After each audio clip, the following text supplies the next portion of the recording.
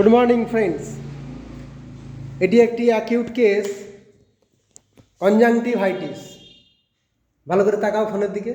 এই যে লেফট সাইডের চোখটা লাল হয়ে গেছে, এটাকে বলা হয় কনজাংটিভাইটিস।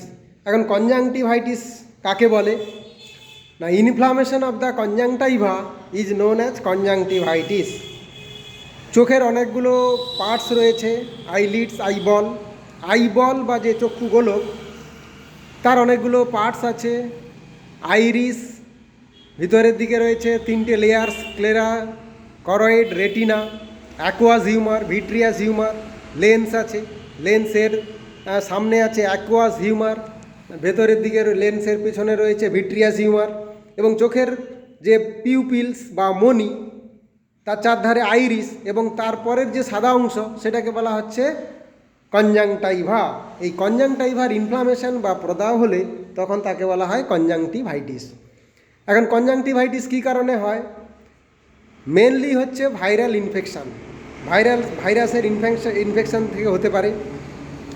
এছাড়া ব্যাকটেরিয়াল ইনফেকশান থেকে হতে পারে, staphylococcus aureus bacterial infection, viral infection, fungal infection থেকেও হতে পারে, তবে সেটা খুব রেয়ার। এছাড়াও অ্যালার্জিক কনজাংটিভাইটিস, অ্যালার্জির কারণেও হতে পারে। বিভিন্ন ধরনের পোলেন্স, পেট অ্যানিম্যালস, এইসব দুই ধরনের অ্যালার্জিক থেকেও কনজাংটিভাইটিস হতে পারে।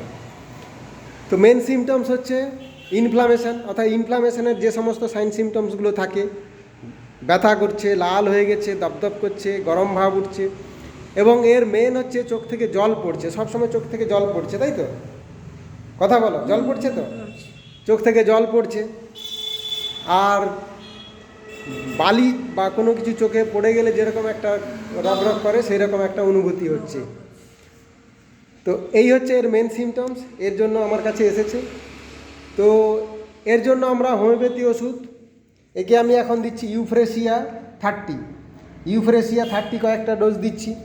এখন কনজাংটিভাইটিস উপরে ইউফ্রেসিয়া খুব ভালো কাজ করে। বরিকের বইতে লেখা রয়েছে catarrhal conjunctivitis, discharge of an acrid matter, lacrimation, সবসময় চোখ থেকে জল পড়ছে। তো একে আমরা এখন ইউফ্রেসিয়া 30 দিচ্ছি, আশা করি এতেই পেশেন্ট সুস্থ হয়ে যাবে।